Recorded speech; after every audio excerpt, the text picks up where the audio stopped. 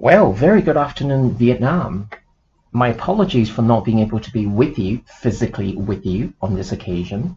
I think it was 3 years ago when I was in Vietnam, and I believe, if I remember correctly, I launched the RHA there as well. I had a great time, and my apologies for not being able to be with you on this occasion.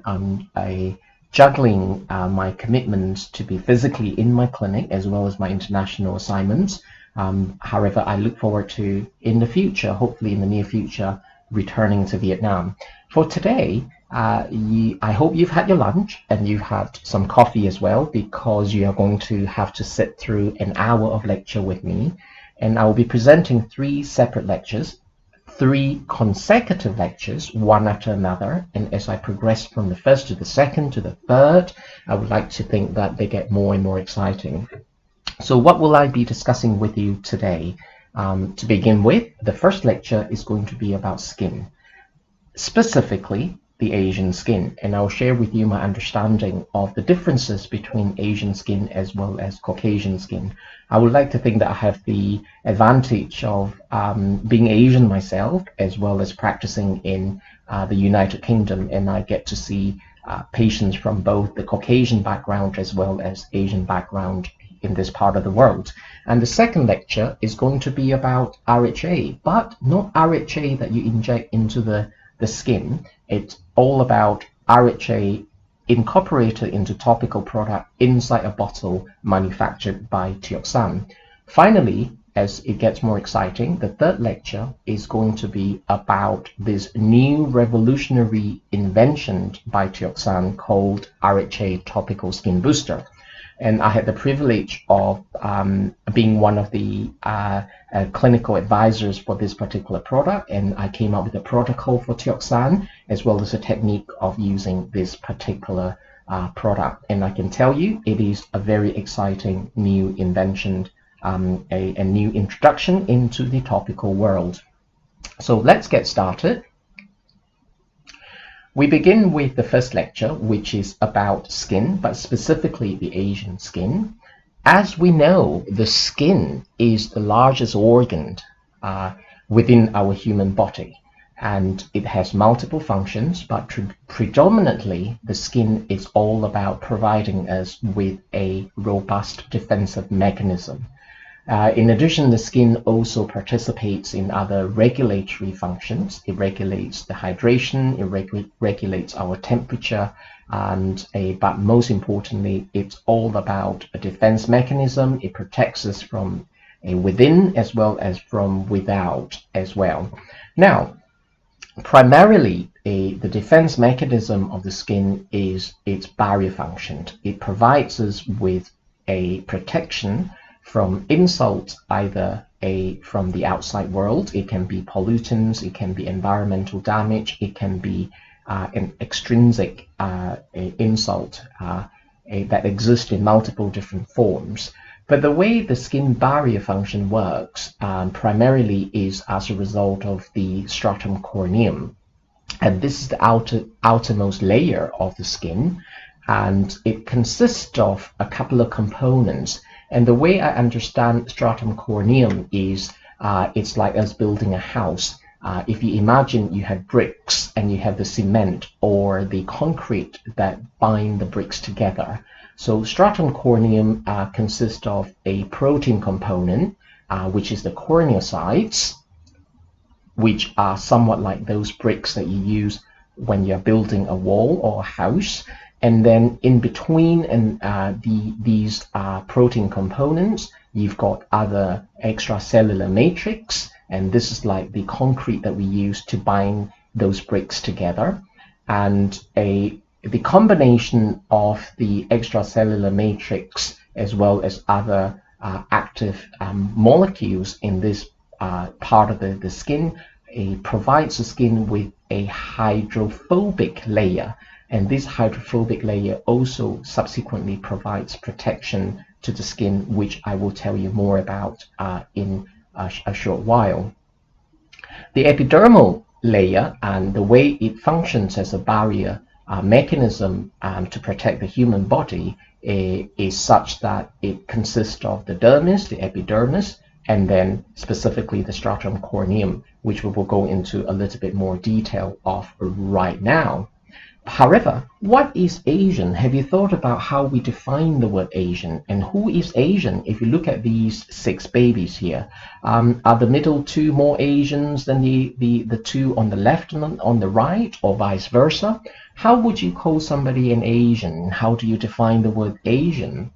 The world is definitely getting smaller now. I can fly from the United Kingdom to Japan or to Hong Kong or to Vietnam within 12 to 13 hours.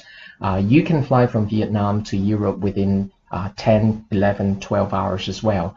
And we have people who migrate from one continent to another. We have people of second, third generation Asians living in predominantly historically Caucasian continents such as Europe and Northern America. How do you define Asians? And is it by the skin color, or do you define them being Asian based on their ancestry's origin, or by their nationality? If you look at these 24 pictures, these 24 women here, historically, we would define the word Asian according to their skin color as well as where they are from originally.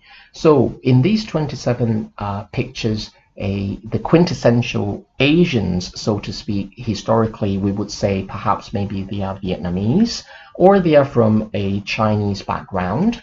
They can be Japanese or Korean, and some are Burmese as well, Cambodian. However, what's interesting is that theoretically, Asians include the Indians as well as people from the Indian subcontinents. There are other ways of defining who Asians are, and that's according to the Fitzpatrick skin type or skin tones. And I think theoretically, the Asians generally fall within a skin type 3, 4, and 5. And in Southeast Asia, generally, the Asians are predominantly within the groups of type 3 or type 4, Fitzpatrick skin type, and then those from Indian subcontinent, such as the Indians or Pakistanis, they tend to be darker and within Fitzpatrick type 5 skin tone. However, this is Asian. My grandparents were Chinese, although I'm a British national, but I am the quintessential Asian. I have a very Asian-looking face, and my phenotypes are quintessential Asian. So if you look at me, I have all the classic features of Asians. I have straight black hair, dark eyes, and generally Asians have less body hair, and they have less facial hair as well. And although if they are from the Chinese background, they can sometimes have pretty high cheekbones, but generally they have flatter face, smaller noses, or broader, flatter noses, and then the morphology of their teeth are different from Caucasians. But in the 21st century, where it's not uncommon, we have crowns or veneers, it's difficult to analyze somebody's dentitions and classify them into the different categories. In spite of their historic ancestry origin, you can have some Asians who do not really manifest the classic signs of being Asian as a result of a few reasons. It can be their location, so you can have a group of Asians who live in Scandinavian countries or live in Western Europe, and as a result of their geographical location, they are subject to climatic differences as well. And we know climate has an influence in the way our skin functions as well as the structure of the skin. And it depends which geographical location you are located. You are subject to seasonal changes too. For example, in Western Europe, where I live and from, we have 4 different distinct seasons, and therefore our skin composition has had to adapt to these seasonal changes. Moving along, Circulating hormones can have an influence in the way the skin function as well, and women can relate to that. And every month when they have their period, they feel that the skin is a little bit plumper and more hydrated due to the different circulating sex hormones within their physiology during that period of time. And we know that circadian rhythm influences the level of cortisol in our skin, and cortisol has direct as well as indirect influence in how the skin functions as well. Now, and very importantly, and obviously too, that diet influences the way our skin functions. If you look at these two pictures, they are two very recognizable individuals. On the left side is Secretary Clinton from the United States, and on the right side you've got the former president of South Korea, President Park. And what's fascinating is if you look at those two pictures, they were taken when they were, both of them were 60 years old. So you can see quite a distinct differences between the two of them in the way they have aged. And one would argue that it is true that President Park has aged far better than the Caucasian lady, the Secretary Clinton. And that can be due to quite a few different factors. And one is her race. And her race influences the way she ages, and her race influences the way the phenotypes change as a result of aging. What we know is that a Caucasian skin or fairer skin is generally more affected by UV exposure, as much as Asians like us have difficulty in controlling pigmentations. And when we develop pigmentations, whether it's as a result of post-inflammatory or exposure to sun, we develop pigmentations which last a very long time. In spite of the fact that that is a main challenge for us to tackle, it is also a reason that makes us age differently and arguably better than our Caucasian counterpart. And we know that people from dark-skinned background enjoy more natural protection as a result of the fact that we have higher concentration of melanin. And we also know that 95% of skin's visible aging amongst all skin types, regardless of what skin tone you are, is caused by sun exposure. And regardless of what skin types you are, sun exposure is the primary cause of photo damage, resulting in loss of skin structure and elasticity, and also the development of brown spots as well as age spots. Now, we know that Asian skins harbor higher levels of melanin, which contribute towards their general photo protection and delayed onset in developing fine lines and wrinkles. So whilst we dislike those pigmentations, but it is precisely because of the higher concentration of melanin in our skin that protects us from aging. We know that aging occurs in all of us, and regardless of what skin type, but we know Asians age very differently due to the skin structure as well as the presence of melanin in our skin, which I will discuss a lot more in detail very shortly. However, we know for sure that 95% of skin's visible aging, regardless of what skin types you are, is caused by sun exposure. Moving on. What are the differences apart from having different concentrations of melanin in our skin, which directly influences the way we age?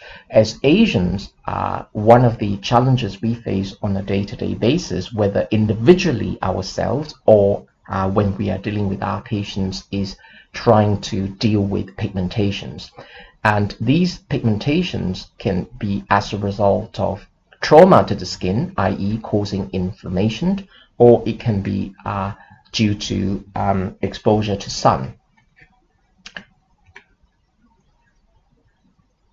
What's interesting about melanin and melanocytes is as we age, or as the skin ages, the number of melanocytes decreases. And this is a very important concept. to remember, the number of melanocytes actually decreases as we age. But what's really fascinating is the ones which remain, so those melanocytes which remain actually increase in size as we age. So the number itself reduces, but the size of the melanocytes increase, and as well as the distribution of those melanocytes. So they become more focused, more concentrated, and bigger in size, in spite of the fact that the number of the melanocytes reduce as we age. What's also interesting is the regulation of the melanosomes, which melanosomes stand for those cells that carry melanin. They are called melanosomes. So the regulation of melanosomes also become less well controlled. And we know that these physiological changes after about the age of 40 may well explain why we tend to develop very concentrated sunspots among the Asians.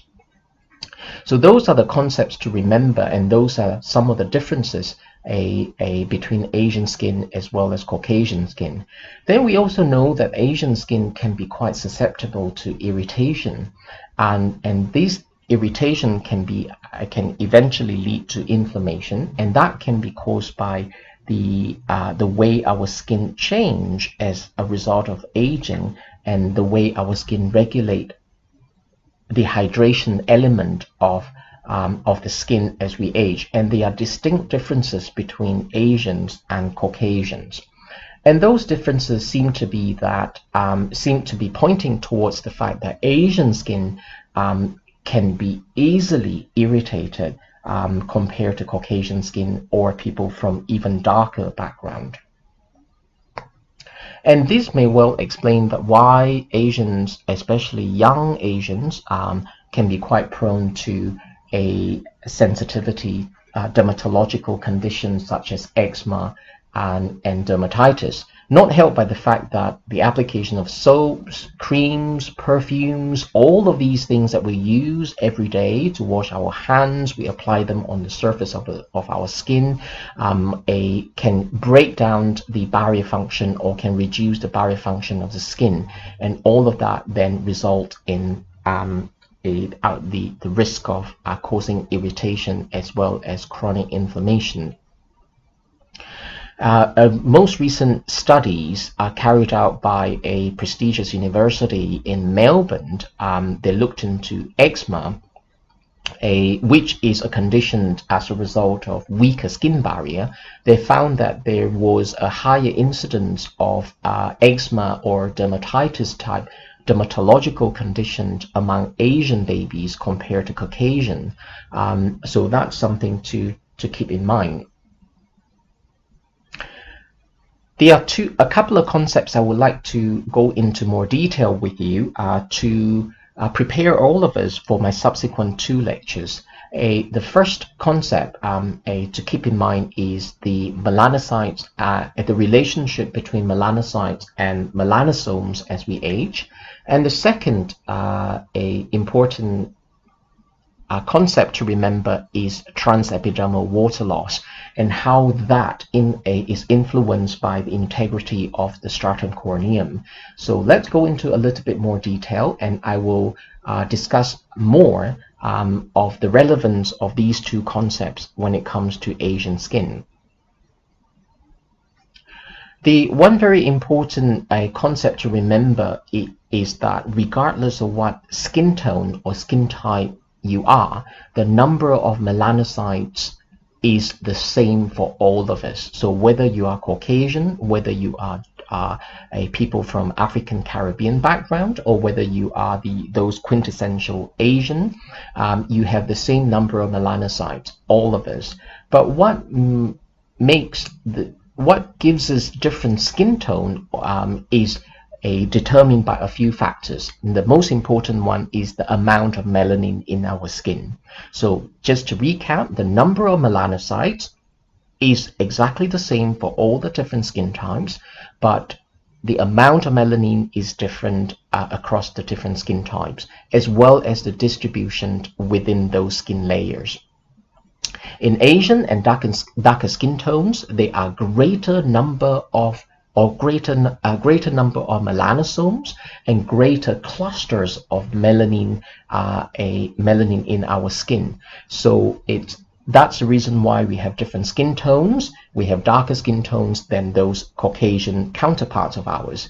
So there are greater numbers of melanosomes, and the distribution of those melanosomes as well as those melanin across the epidermal layer is different as well, and that's shown in the next slide. So as you can see on the left side of this presentation, you have people from darker skin type, and then the right side is skin from people with a lighter skin type.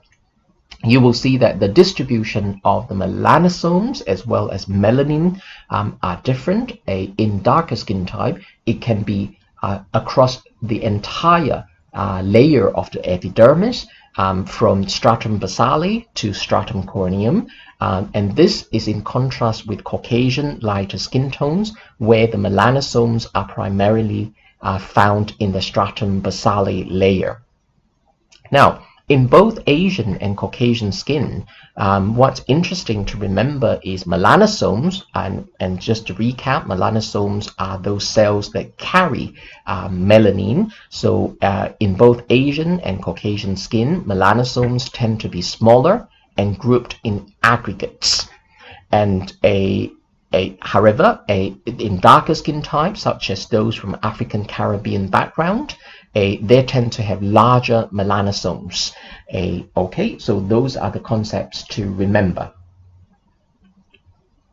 Another thing that's interesting about Asian skin is the way the melanosomes or melanocytes are distributed throughout the different layers of the skin cells. If you look at the diagram, and I have labeled individual melanosomes as A and clustered melanosomes as B, in Asian skin, the distribution pattern of melanosomes consisted of a combination of both individual and clustered melanosomes. And that's an important concept to remember. So it consists of both individual as well as clustered melanosomes. And another interesting concept to remember is the number of individual melanosomes within the top layer of the skin of Asian outnumber the cluster melanosomes. Whereas in Caucasian, as I mentioned earlier, and that will be shown, so those in lighter skin type, i.e. the Caucasian skin type, they tend to have mostly and predominantly clustered melanosomes instead of individual ones, and they tend to be concentrated more within the stratum basale layer instead of in darker skin types such as the Asian, where it's spread and distributed across all the different layers of the epidermal cells. Moving on now, the stratum corneum and generally has similar thickness in people of darker and fairer skin, and also there is a correlation between transepidermal water loss as well as the hydration level within the stratum corneum. And transepidermal water loss is a measurement of the evaporation rate of hydration into the atmosphere from the skin, which I will go into a lot more detail very, very shortly. Just to recap, so transepidermal water loss, we have epidermis and then we have dermis, and the dermal layer is the supplier of hydration, and the hydration will move from the dermal layer towards the epidermis, and it gradually moves towards the surface, and then eventually it disappears into the atmosphere. So that is transepidermal water loss. It goes across the different layers of the epidermis, and finally it evaporates into the atmosphere, and it originates from the dermal layer. And that's a concept to remember, and because in a normal healthy skin, the water content of stratum corneum is markedly lower than in the dermal layer beneath it. This is because stratum corneum is right on the surface. It's it has contact with the atmosphere, and the hydration within that layer evaporates into the atmosphere. So the water content within the stratum corneum is usually lower than the different layers of cells beneath it. Now, generally, water can reach the skin through sweat ducts, but predominantly it moves passively from the dermal layer into the epidermis through diffusion. And that is what I mentioned. It's called transepidermal water loss. Now, when the skin is intact, so the picture is showing an intact stratum corneum. When it's intact, it protects the skin from insult from the outside world, as well as it protects the skin from losing too much hydration into the atmosphere. But when the barrier function of the skin is impaired as a result of aging, or as a result of us not looking after our skin, we are susceptible to pollutants, environmental factors, and all the other factors that we've become so familiar with. When it comes to transepidermal water loss, we also rely on the integrity of the skin, and predominantly the stratum corneum layer, to be absolutely intact. So if we were to have good integrity of the skin, we will still have transepidermal water loss, except it is minimal. However, if the integrity of the stratum corneum is impaired, then we will find that the transepidermal water loss will increase significantly. So that's an important concept to remember, because that brings us to my second lecture. I'm 26 minutes into my lecture. So my second lecture is about this exciting development in topical skincare products. And I want all of you to try to imagine this. We have so many different types of skincare products on the market. When you walk into a supermarket, you have multiple different shelves and aisles of topical skincare products. And your patients wonder in which product they should choose, and predominantly the ones which contain hyaluronic acid, which is a magic ingredient in most skincare products now. So how do you explain to your patients the differences between all the different hyaluronic acid molecules on the market? So I'm going to share with you how I understand hyaluronic acid in topical skincare products in a very simplified way. All right. Now, the topic is called resilient hyaluronic acid in a bottle, because some years ago, Teoxane incorporated resilient hyaluronic acid, which is RHA, into topical skincare products for the first time. Now, just to recap, because the concept of transepidermal water loss is incredibly important in this particular lecture, and so I'm just going to go through it very quickly. Transepidermal water loss is essentially about the movement of hydration from the dermal layer across the different layers of the epidermis and towards the surface of the skin and eventually into the atmosphere. So that is transepidermal water loss. Our skin has a barrier function. As I mentioned in my first lecture, the transepidermal water loss is minimized through a hydrophobic layer within the stratum corneum. And this keeps the hydration within the skin. But if this stratum corneum layer is impaired or damaged as a result of multiple different factors that we've discussed, it can adversely affect the transepidermal water loss of the skin. Again, very quickly, regardless of how healthy our skin is, we still have a normal rate of transepidermal water loss. However, if the skin is impaired, the integrity of the barrier function is impaired, then that adversely affects the rate of transepidermal water loss. As I mentioned earlier, there are so many different types of topical moisturizers on the market, and they all claim that they are the best in the world and they can do multiple things. So essentially, have you ever wondered how do moisturizers work? Now, the simplified way of understanding how moisturizers work is essentially all of them, and all of them have only one particular purpose is they try to decelerate the rate of water loss, i.e. they try to reduce the transepidermal water loss as much as possible. Now, we know that if we are able to keep as much hydration within the skin as possible, that will increase the integrity of the skin, the health of the skin, and the barrier function of the skin. So all the moisturizers out there, they aim to decelerate the water loss rate of the skin. Now, how do they work essentially? And this is how I explain to my patients the different types of hyaluronic acid based moisturizer, or in general how moisturizers work. Moisturizers, the way I understand them is they are divided into three categories. Regardless of what they are, essentially these are the three things they try to do. Now, they can be considered as occlusive type moisturizer, or they can fall into the second category, which is humectant type moisturizer, and finally they can be called emollient type moisturizer.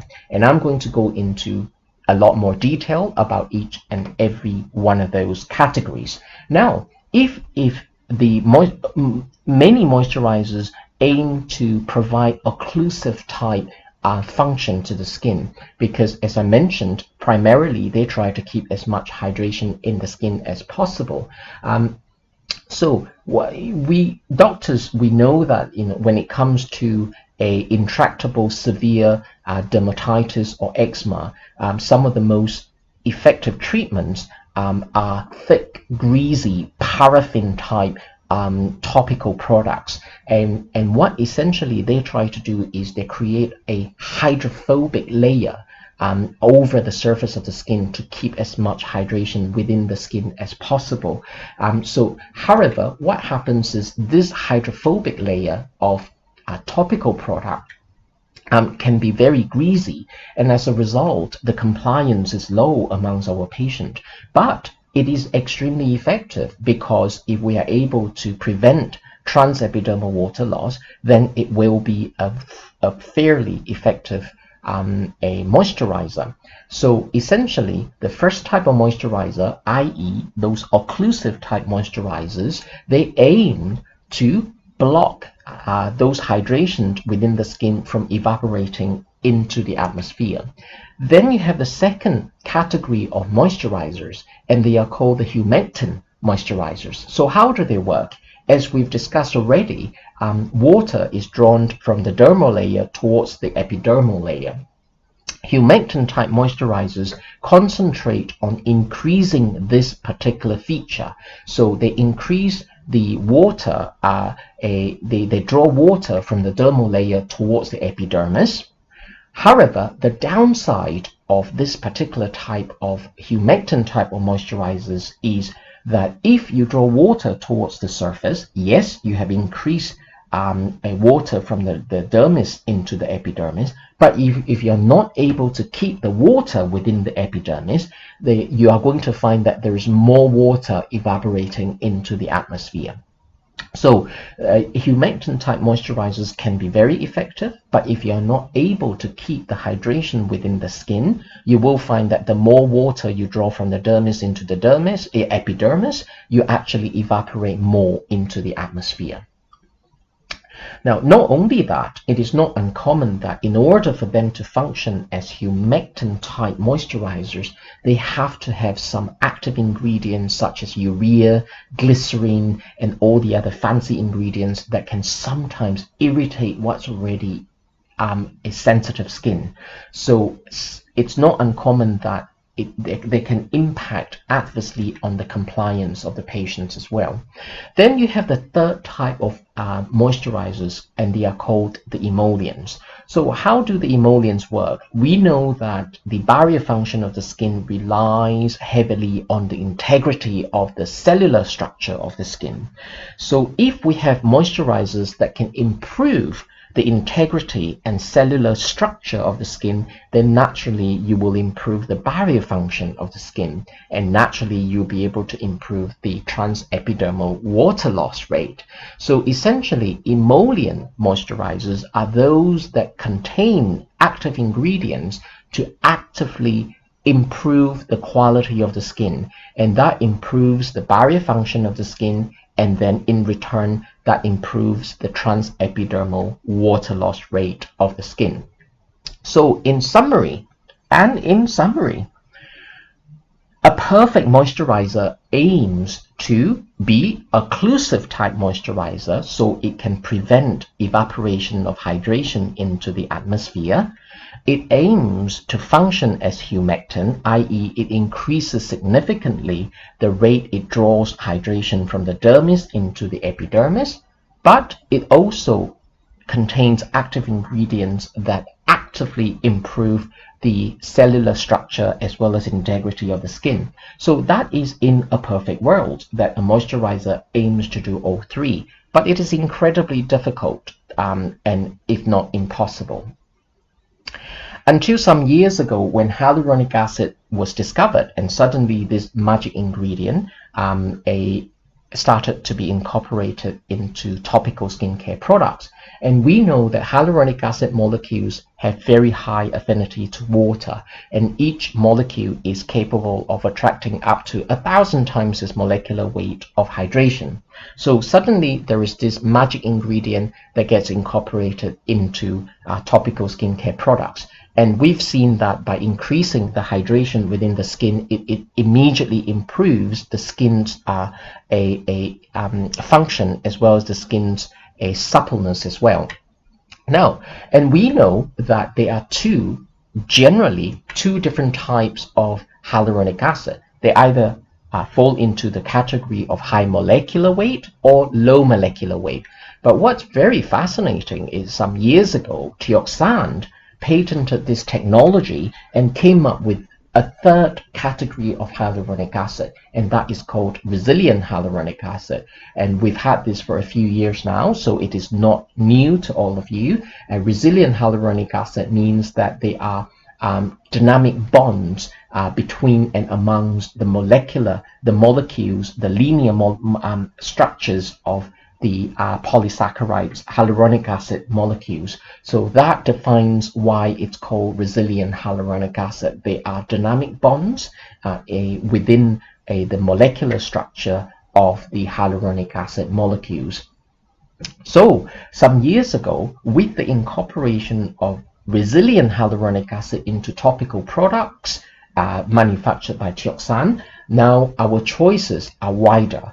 And our patients want to know why RHA topical products are superior to the ones which contain only high molecular weight or low molecular weight hyaluronic acid.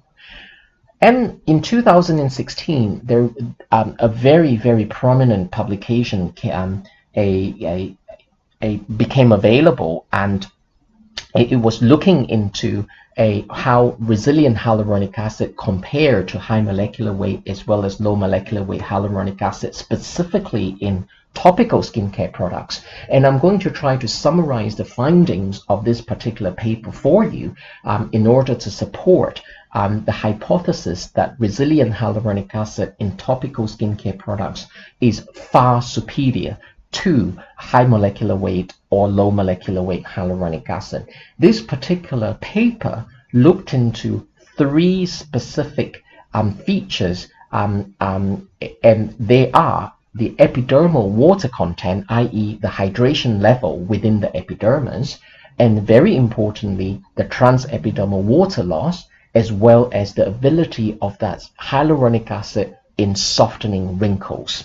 So we are going to go into each and every one of them, and I'm going to try my best to orientate you as much as possible.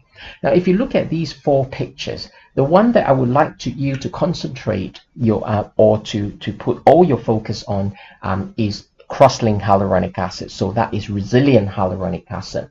And on the far left here is controlled, i.e. the skin has not been applied with anything. And then you have resilient hyaluronic acid. You have topical product with high molecular weight hyaluronic acid, and you have topical product with low molecular weight hyaluronic acid. If you look at the fluorescent boxes, you will find that low molecular weight hyaluronic acid is good at hydrating the skin, High molecular weight is also good at hydrating the skin, but not as good as low molecular weight, because you can see the concentration of the fluorescent green boxes is a lot more dense in low molecular weight compared to high molecular weight. So low molecular weight generally is better at attracting water than high molecular weight.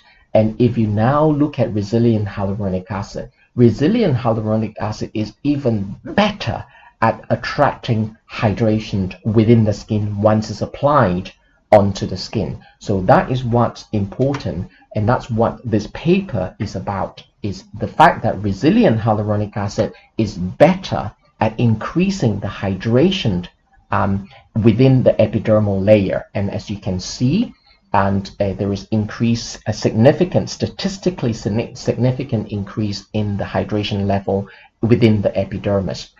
Now, moving on, this is showing the transepidermal water loss for those topical products which contains resilient hyaluronic acid, high molecular hyaluronic acid, as well as low molecular weight hyaluronic acid. To keep you oriented, if you look at the blue color bar, and that is measurement taken on the day of application, and the green color bar denotes measurement taken in day 2 after application. Now, I would like to draw your attention to this particular bar here, the blue one. As you can see, shortly after application of resilient hyaluronic acid, or high molecular weight or low molecular weight, you will see that there is increase in the hydration level of the skin. But what's interesting is if you look at day 2, if you compare high molecular weight and low molecular weight, as we've mentioned, low molecular weight is better at increasing the hydration within the epidermis. However, the weakness of low molecular weight is it's not able to keep the hydration there. So in day 2, the transepidermal water loss rate actually increases in low molecular weight hyaluronic acid topical product. And if you compare high molecular weight with resilient hyaluronic acid, the transepidermal water loss rate actually reduces significantly in day 2, simply because resilient hyaluronic acid is able to provide the occlusive type mechanism on the surface of the skin to keep the hydration within the skin. Moving on, the third feature of any moisturizer is about it being able to soften and fill out wrinkles. If you look at high molecular weight hyaluronic acid compared to the controlled, high molecular weight hyaluronic acid is able to soften the appearance of wrinkles, and then low molecular weight hyaluronic acid is even better at doing that because it's much better at attracting water than high molecular weight. But finally, look at cross-linked resilient hyaluronic acid, its ability to maintain the hydration within the skin and positively affect the wrinkle filling effect of the product is really quite significant. So there you are. Of all the 3 features that particular paper looked at, it is quite evident that cross-linked hyaluronic acid is superior in providing hydration and positive results to the skin upon application. So this is because it, being resilient hyaluronic acid, when it's applied on the surface of the skin, it creates an invisible shield on the surface of the skin, and that is an occlusive nature of resilient hyaluronic acid. However, without the stickiness and the greasiness of other types of occlusive type moisturizers. And cross-linked resilient hyaluronic acid and the active ingredients that have been incorporated into the products manufactured by Teoxane is capable of making it behaving like humectant. It increases the hydration level from the dermal layer into the epidermal layer, and the hydration is kept by the invisible shield within the epidermal layer. And the dermal restructuring complex patented by Teoxane and incorporated into each and every one of the topical products by Teoxane means that it increases and improves the integrity and cellular structure of the epidermis, and as a result it also improves the structure and the barrier function of the skin. So there you are. There are quite a few products by Teoxan which contain resilient hyaluronic acid, and all of them contain the dermal restructuring complex as well.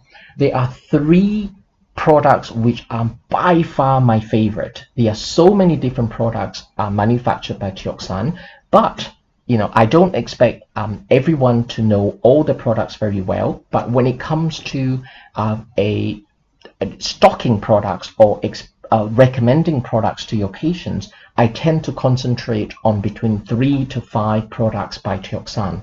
And these are the 3 most popular products in my clinic. And these are the 3 that I recommend to practically every one of my patients.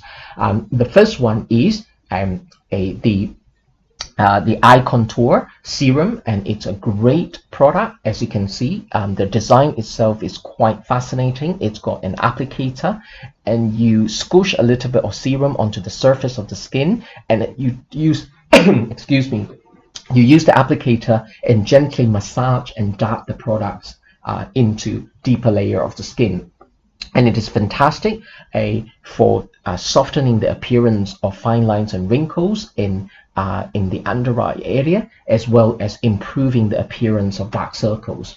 The second most favorite product of mine is nonetheless the VCIP, and VCIP has undergone a little bit of revamping over the years. That the packaging has changed. So on the left side is the new packaging, on the right side is the old packaging, and VCIP is by far one of my most favorite products because it contains premium vitamin C. We know that vitamin C is both temperature sensitive and motion sensitive, and it requires premium technology to stabilize the molecules, and Teoxan has been able to do that. So vitamin C, as we know, is a very potent antioxidant, and when it's applied on a regular basis, it has the capability, apart from being anti-aging, it can brighten the skin. So it is going to be very popular in Asia if you were to focus on promoting VCIP, and it actively promotes collagen production too.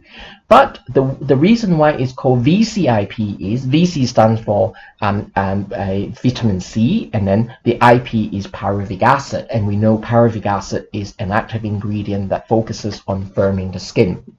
And the VCIP contains high concentration of dermal restructuring complex too. Then number 3 most favorite product of mine is definitely the RHA serum. RHA serum is my star product. My patients love this product because it contains very high concentration of resilient hyaluronic acid, and we've already discussed resilient hyaluronic acid can provide you with the occlusive nature without the stickiness. It is also a humectant that draws water significantly from dermis into the epidermis, and then it is also one that contains active ingredients to improve the cellular structure of the skin. So RHA serum is by far also one of my favorite products.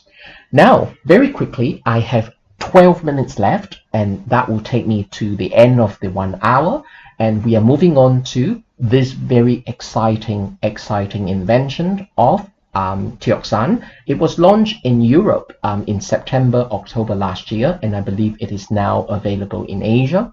I had the privilege of being the lead clinical advisor for this particular product, and I participated very closely in the development process of it as well.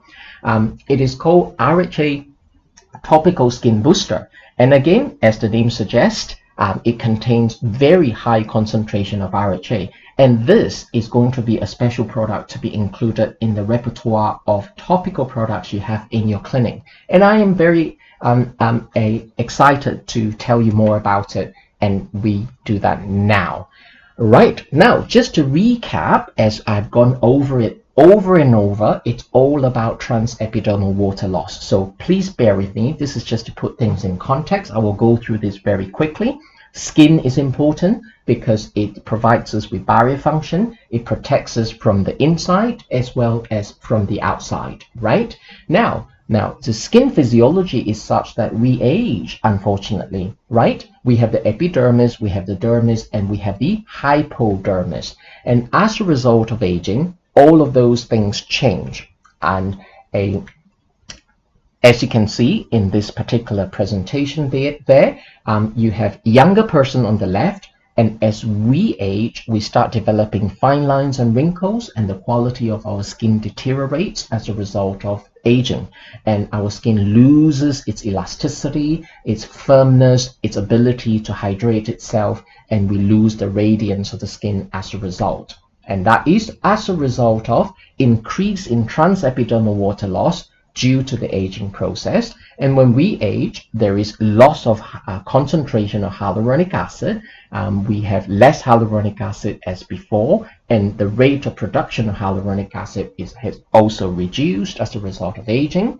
And the quality as well as the quantity of a collagen which are being produced daily in our skin also is adversely affected by the aging process, and as a result we lose the firmness and the elasticity of our skin. So those are very basic. I'm flying through them.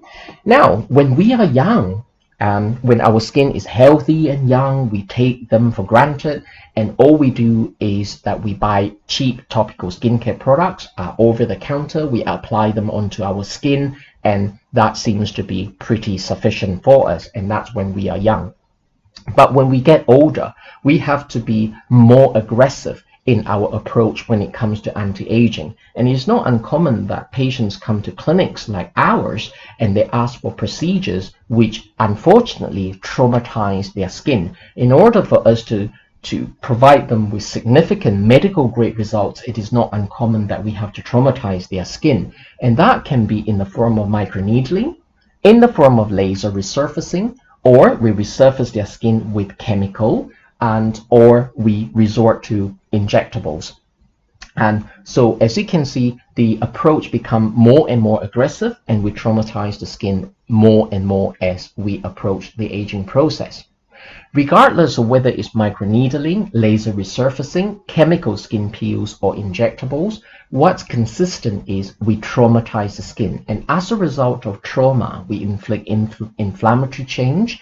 And due to the trauma, our skin becomes dehydrated in the following few days. And that seems to be true for those, if you've ever had microneedling before, you will be able to relate to that. The first few days, the skin becomes extremely tight and it's dry, and sometimes it can be a little bit flaky too. So the skin quality deteriorates as a result of us inflicting these trauma on the skin due to the fact that we are trying to give them aggressive medical grade result. Now, here comes RHA Topical Skin Booster.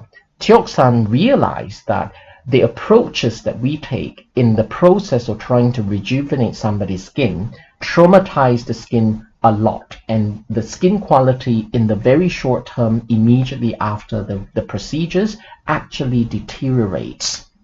And that's what RHA Topical Skin Product, a skin booster, is all about. So you're going to ask, what is this RHA Topical Skin Product? Now, there are quite a few very special features about it. The first one is this. It is the world's first and only cross-link resilient hyaluronic acid, high molecular weight resilient hyaluronic acid that's been incorporated into a vial, and it is sterile. Inside the vial, it is sterile because it's designed for professional use like yourself. So it's not to be used at home, it's not to be given away to patients, it's to be used professionally in your clinic. And I'll tell you more about it. Essentially, the RHA Topical Skin Booster is there to restore the skin barrier function immediately after those procedures which traumatize the skin. Once the barrier function of the skin is restored, you will see immediate result in the skin looking and feeling plumper. It improves the elasticity as well as the firmness of the skin immediately and in the longer term after application. But very importantly, it is there to hydrate and protect the skin, bearing in mind the skin has been traumatized by those procedures. And you will see results literally immediately after application of the RHA Topical Skin Booster, and those are supported by clinical studies which I will tell you more about very shortly. For those who have never seen the RHA Topical Skin Booster, this is what it looks like. The packaging is fairly simple because what's important is what's inside the packaging. It consists of 4 separate vials, and each vial contains 4 milliliter of sterile RHA topical skin booster. And then within the box, it also comes with complimentary 4 sterile pipettes because it's designed for professional use. So everything is pretty sterile. Because of the sterility feature of the RHA topical skin booster, Teoxan has come up with this rather ingenious way of opening the vial. It is based on a no-touch technique, and it's designed in such a way that you can uncap the vial without touching the vial, the opening of the vial itself. And this instruction is incorporated inside the box. So, and then you use the pipette to suck out the RHA topical skin booster. 4 milliliter of the RHA topical skin booster is enough for you to apply onto the entire face, the neck, as well as the décolleté, and it is single use only. And it is there to complement those medical procedures which traumatize the skin. So you are going to wonder, how does it work and why is it so special? And I'm going to tell you that now. Essentially, the RHA topical skin booster has 4 main broad functions. It is there to protect, you apply it to hydrate, and it promotes the renewal of the cells, as well as finally it provides the skin with premium active ingredients as nutrition. Let's go through each and every point. So how does it provide protection to the skin? We've already talked about the very special nature of resilient hyaluronic acid, and this is not dissimilar. It consists of high molecular weight hyaluronic acid, cross-linked, that appears as an invisible shield over the surface of the skin to protect the skin. But what's really special about this particular product is it contains 12.5% of resilient hyaluronic acid. Just to put things in context, remember I discussed with you about my favorite product, which is the RHA serum inside that little bottle. RHA serum contains only about 2.5% of resilient hyaluronic acid, and the RHA topical skin booster contains almost 5 times that. So it contains very high concentration of resilient hyaluronic acid, and when it sits on the surface of the skin, it acts as an invisible shield, and then the invisible shield allows the skin to keep hydration within the skin. And the RHA topical skin booster also contains free hyaluronic acid, but low molecular weight. And we've already discussed that low molecular weight hyaluronic acid is better than high molecular weight hyaluronic acid in attracting water into the epidermis. So Teoxan has also incorporated low molecular weight hyaluronic acid, but this time the hydration can be kept within the skin because there is cross-linked resilient hyaluronic acid acting as an invisible shield on the surface of the skin. So low molecular weight hyaluronic acid itself improves the hydration significantly. Then we come to the third function. It's the renewal part. It's as a result of this particular ingredient called methyl glucoside 6-phosphate. This, you imagine, this is like the energy drink of the skin. And this particular product has been shown to increase the production of collagen type 1 and 3. Not only that, studies have shown that it increases the activities of mitochondria within those cells, and it increases not only the activity of fibroblasts, but the quality of the fibroblastic activities as well. So it is a very potent ingredient, like a bioenergy drink for the skin. Finally, is dermal restructuring complex. This is not new to us. Majority of topical products by Teoxan contain dermal restructuring complex. But what's different about RHA topical skin booster is it contains 100 times more dermal restructuring complex than those topical products. So this is quite something here. And what it does is it provides nutrient to the skin at a very potent level. Let's quickly go through clinical evidence now. right?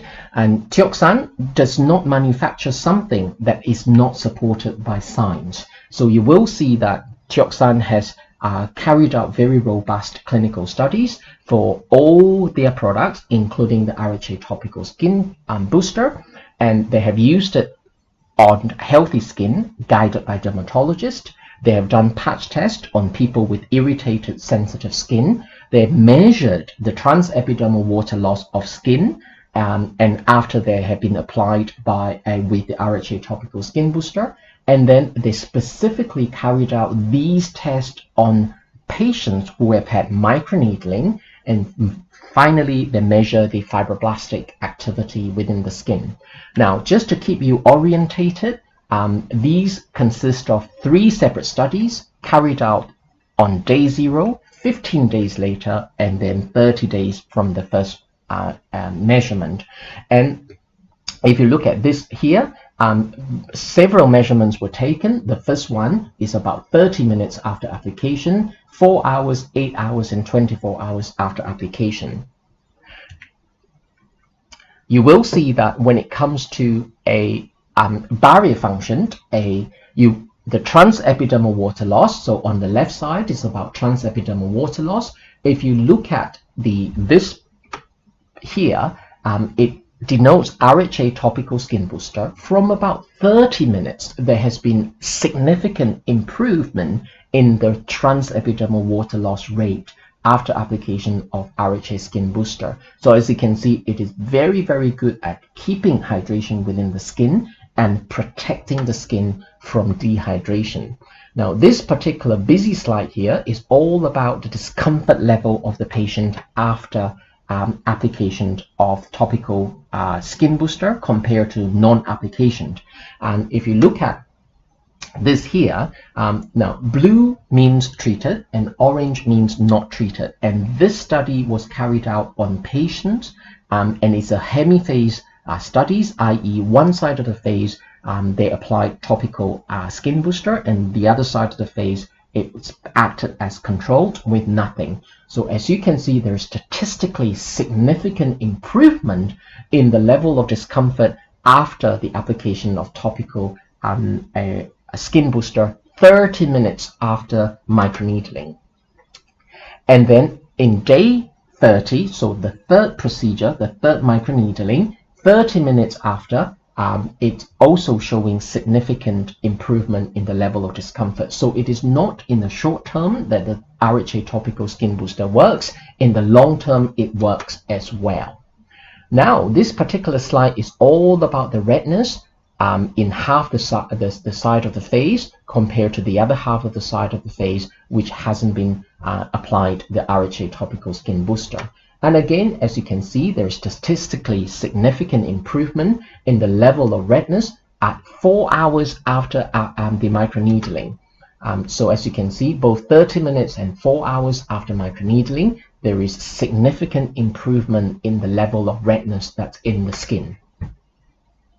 This one here, very quickly, is all about how the skin feels after the application of RHA's Topical Skin Booster and the firmness of it after the application. And to keep you orientated, as you can see, if it's below, it means that it's those parts of the face which has been applied with topical skin booster, and if it's above the graph, it is the part of the face that has not come into contact with RHA's topical skin booster.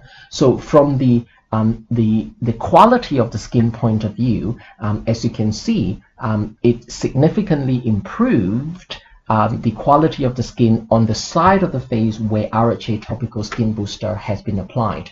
And that is consistent with the firmness of the skin on day 30 as well as day 0, 30 minutes after application, and as well as day 31, day 35. Studies have shown that there were significant improvements in both the quality of the skin as well as the firmness of the skin after application of RHA Topical Skin Booster. And now some studies, some surveys carried out by Teoxan. These surveys were taken by Teoxan, and they asked questions about how those patients who had had RHA topical skin booster felt about their skin. So as you can see, significant number of patients felt that after RHA topical skin booster, they felt more comfortable, the skin felt more plump, more hydrated, more lifted, and they felt they looked more radiant as a result of topical skin booster. And then day 30, in the longer term, medium to the longer term, a RHA topical skin booster continued to provide our patients with significant amount of improvement. So I'm coming to the end of the slide now. So in conclusion, so there are 4 different major functions of RHA topical skin booster. It is there to protect, it's there to hydrate the skin, it renews the skin, as well as it provides premium nutrition to the skin. And it does that by having 12.5% of RHA cross-linked resilient hyaluronic acid, which is there as an invisible shield to reduce the transepidermal water loss rate of the skin. And it renews the skin by having this bioenergy drink called methyl glucoside 6-phosphate, which increases the fibroblastic activity of the skin, and that increases collagen type 1 and type 3 synthesis. And by reducing the transepidermal water loss and by having highly concentrated low molecular weight hyaluronic acid within the topical skin booster, it improves significantly the hydration of the skin and subsequently the skin quality as well. And finally, having more than 100,000 times the concentration of dermal restructuring complex within this product, it increases the dermal density as well as quality of the skin significantly upon application. So thank you very much for your patience, and that was an hour of pretty relentless discussion about topical not topical anesthetic, it's topical skincare products manufactured by Tioxan. And if you have any questions, feel free to ask some of the representatives which are present, and I believe I'll be answering some questions live now. So thank you very much for having me. Thank you.